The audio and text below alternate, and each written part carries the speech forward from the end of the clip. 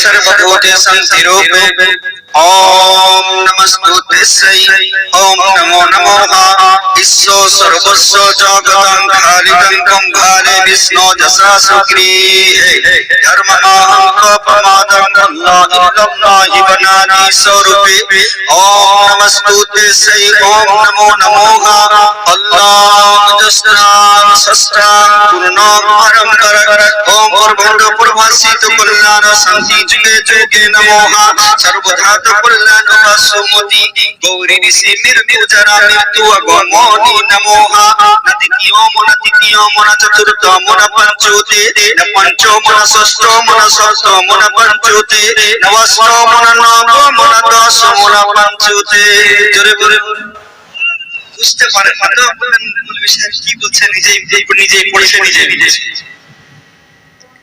নারে তাকবীর নারে রিসালাত তো হুজুর চলে এসেছেন দেখতে পাচ্ছেন শুনেন এক আল্লাহর পরিচয় দিয়ে বেদ বলছে শোনো যিনি হবেন সারা ব্রহ্মাণ্ডের মালিক যিনি সারা পৃথিবীর মালিক যে মহান রব্বুল আলামিনের ইচ্ছার বাইরে কোনদিন গাছের পাতা নড়ে না যে আল্লাহ পাকের ইচ্ছার বাইরে কোন জিনিস চলতে পারে না যে আল্লাহ পাককে মৃত্যু নামক বস্তু কোনদিন ছুঁইতে পারে না যে আল্লাহ দুইটা তিনটা চারটা পাঁচটা হবেন না সে আল্লাহ হবেন এক আল্লাহু আল্লাহ সে আল্লাহ হবে এক আল্লাহু আল্লাহ তারপরে পরে বেদ আল্লাহর পরিচয় দিয়ে থেমে যায় না যদি আল্লাহকে মানলে জান্নাত পাওয়া যেত তাহলে থেমে যেত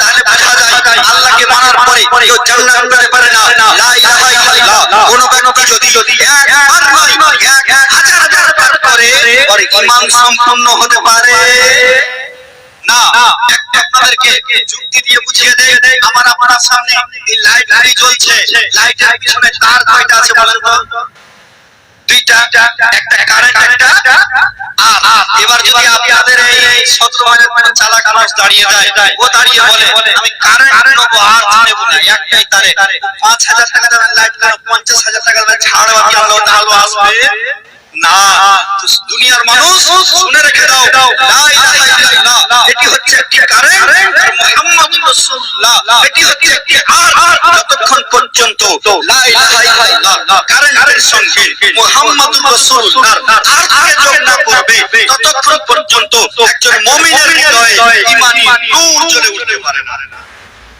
একজন মুমিনের হৃদয়ে ঈমানি নূর জ্বলে উঠতে পারে না মুসলমান শুনে তারপরে পরে আল্লাহ পরিচয় দেওয়ার পরে বেদ আবার জানিয়ে দিচ্ছে ওম জো রজস্ব জো দিতা জো কিসস্য ব্রহ্মাণ্ড নাথে মনস্য কিরে ওম ইন্দ্রচনা পসরত নামে নারা সংসার ভবিষ্য বলছে শোনো মরুর শহরে একজন মহামানবের জন্ম হবে যেই মহামানব পৃথিবীতে আসার পরে নারীদেরকে সম্মান কালকে আপনারা শুনছিলেন রাসূলুল্লাহ সাল্লাল্লাহু আলাইহি সাল্লাম দুনিয়ার বুকে আসার পরে মেয়েদেরকে যাদের ঘরে কন্যা সন্তান জন্ম হতো নিজের মেয়েকে তারা জীবিত দাফন করে দিত মেয়েকে জীবিত দাফন করে দিত আমার নবী পাক সাল্লাল্লাহু আলাইহি ওয়াসাল্লাম যেই দিন দুনিয়ার বুকে অদর্থ দিন দুনিয়ার বুকে নিজের কদম মোবারক রাখলেন সেই দিন থেকে আমার নবী জানিয়ে দিলেন মায়ের সম্মান করতে শেখো মেয়ের সম্মান করতে শিখো বিবির সম্মান করতে শিখো কারণ এই মহিলা জাতি এমন একটা জাতি যার পেট থেকে সারা পৃথিবীকে আল্লাহ তাআলা হাওয়া দ্বারা সারা পৃথিবীকে আবাদ করেছেন এই মেয়ে জাতিকে আমার রাসূলুল্লাহ সাল্লাল্লাহু তাআলা আলাইহি ওয়াসাল্লাম সম্মান দিয়েছেন যখন বললেন মরুর শহরে একজন মহামানবের জন্ম হবে যেই মহামানব দুনিয়াতে আসার পরে মেয়েদেরকে সম্মান দিবে আর কি হবে মরুর শহরে যখন জন্মগ্রহণ করবেন এবার বেদ পরিচয় দিচ্ছে যার নাম হবে নারা সংসিতি এটা সংস্কৃত ভাষা এর যদি বাংলা করেন তাহলে হবে প্রশংসিত আর যদি আরবি করেন হবে মুহাম্মাদুর রাসূল আরবি করলে হবে মুহাম্মদুর রাসূলুল্লাহ। এখানে থেমে যায়নি, বেদ আবার বলছে শোনো, যার বাবার নাম হবে বিষ্ণু জাসা, যার মায়ের নাম হবে সুমতি, এগুলি হচ্ছে সংস্কৃত ভাষা। বিষ্ণু জাসা এর যদি বাংলা করেন তাহলে হবে আল্লাহর দাস, আল্লাহর গোলাম। আর এর যদি আরবি করেন তাহলে হবে আব্দুল্লাহ। আরবি করলে হবে আব্দুল্লাহ। যেই নবীর মায়ের নাম হবে সুমতি, এর যদি বাংলা করেন হবে সুন্দরবন। আর এর যদি আরবি করেন তাহলে হবে আমিনা। তাহলে হবে আমিনা।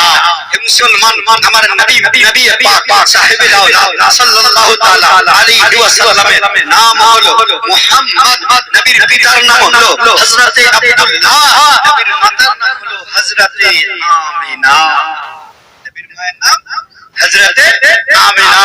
বেদ জানিয়ে দিল যে শোনো, সেই মহামানবকে যদি তোমরা না মানতে পারো তোমাদের ঈমান কোনদিন কমপ্লিট হতে পারে না, তোমরা কোনদিন জান্নাতি হতে পারো না। যদি জান্নাতে যেতে চাও আগে নবী মুস্তাফার গোলামি করে, আগে নবী মুস্তাফার গোলামি করে নাও। নবীর গোলামি যদি করে নিতে পারো, নবীকে যদি মেনে নিতে পারো, নবীর চলাকে নিজের চলা বানিয়ে নিতে পারো, নবীর বলাকে নিজের বলা বানিয়ে নিতে পারো, নবীর আদর্শে নিজেকে আদর্শিত করতে পারো, এই আমার বান্দা বান্দীরা তোমরা শুনে রেখে দাও। যেই কিয়ামত সংঘটিত হবে তারপরে হিসাব নিকাশের পরে আমি আল্লাহ পাক তোমাদেরকে জান্নাতের মধ্যে দাখিল করে দেব। জোরে বলুন আল্লাহ পাক কোরআন শরীফের মধ্যে স্পষ্ট বলছেন তোমাদের জন্য উত্তম চরিত্র সেই চরিত্র, যেই চরিত্রটি হচ্ছে আমার নবী মুস্তাফার চরিত্র। জোরে বলুন নবী মুস্তাফার চরিত্র। মুস্তাফার আদর্শ শিক্ষার জন্য এমত মাহফিলের দরকার আছে কি না? আজকে এখানে 5 দিন ধরে নবী মুস্তাফা কিভাবে চলেছেন, নবী কিভাবে দুনিয়ার বুকে এসেছেন, নবী কিভাবে চলেছেন, নবী কিভাবে নারীদেরকে সম্মান দিয়েছেন, নবী কিভাবে ইসলাম প্রচার করেছেন, নবী কিভাবে ইবাদত করেছেন, কিভাবে হীরা গুহাতে গিয়ে ইবাদত করেছেন। হে মুসলমান, নবীর আদর্শ থেকে আমরা শিক্ষা নিব। সবাই তো পড়তে পারি না, সবাই তো লিখতে পারি না, সবাই তো পড়তে পারি না, কিন্তু এই যে আজকের এই আলোচনা থেকে কিছু কিছু শুনে শুনে সেই কথাগুলোর উপরে আমল করে নিজের জীবনকে নবীর আদর্শে আদর্শিত করব। বলেন ইনশাআল্লাহ। নবীর আদর্শে আদর্শিত করব। যে নবী পাক সাল্লাল্লাহু তাআলা আলাইহি ওয়াসাল্লামকে মহান রব্বুল আলামিন কতটা সম্মান দিয়েছেন পৃথিবীর বুকে। একজন ডাক্তার, যেই ডাক্তারের বাড়ি হলো আমেরিকা, সে একটা কিতাব লিখেছিল, এক বই লিখেছিল, যেই বইটির নাম হচ্ছে দ্য 100। বইটির নাম দ্য 100। 100 মনীষীর জীবনী সেই বইয়ের মধ্যে লিখেছিল। 100টি মহামানবের জীবনী সেই বইয়ের মধ্যে লিপিবদ্ধ ছিল।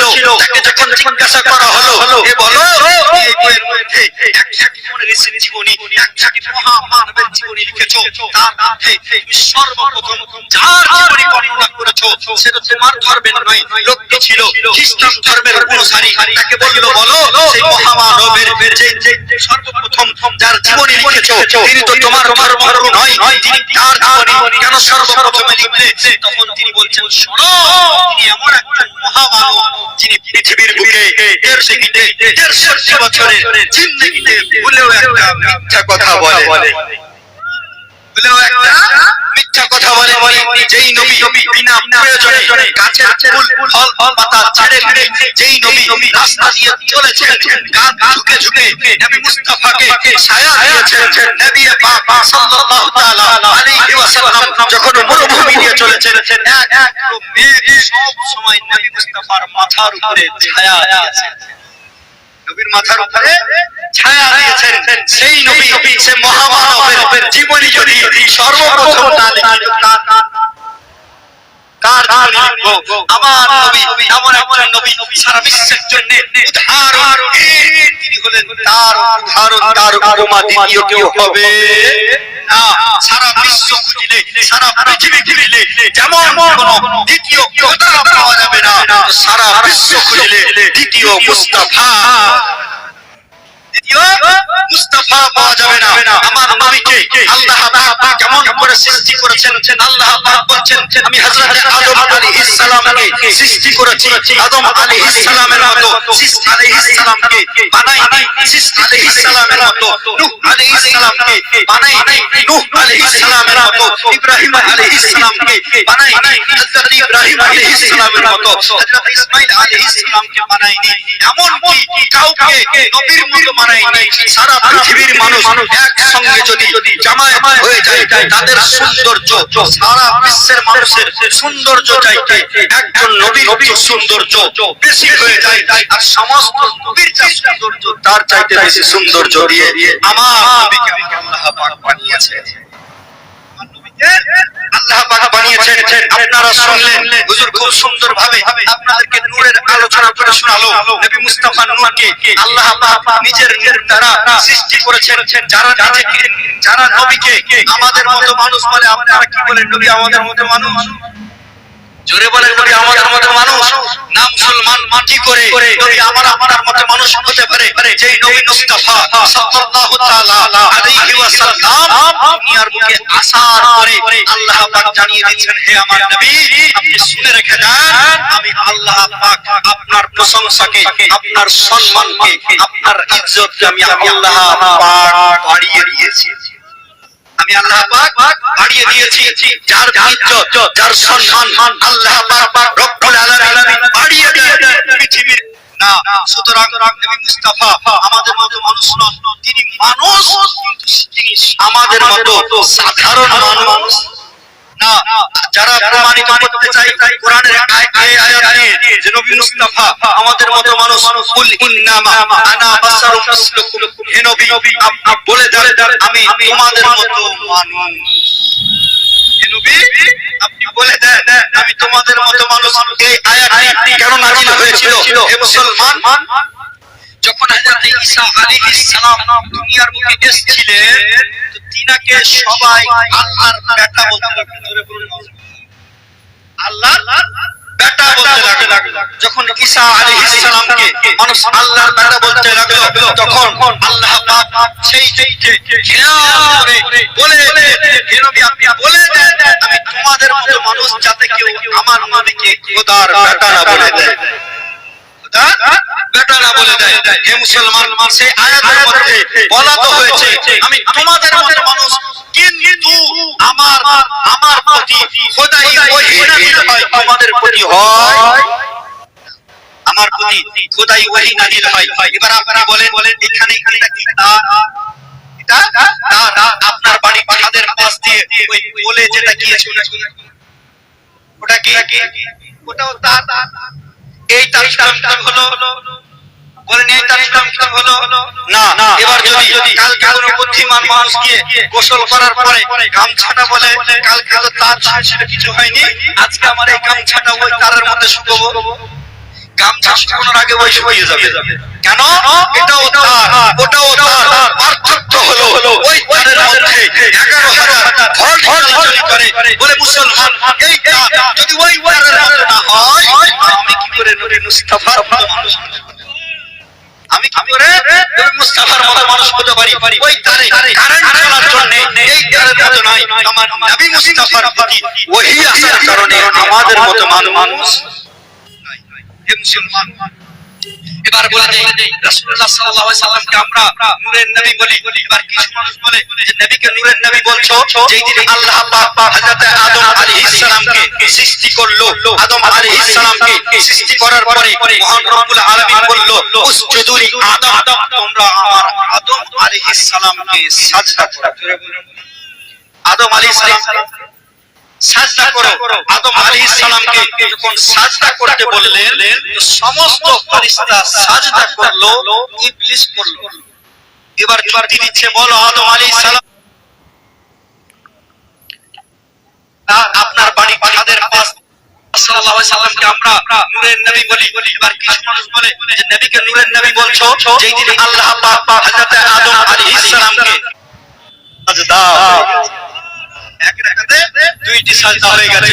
হে মুসলমান, আমার নবী নূর আলা নবী হায়াতুল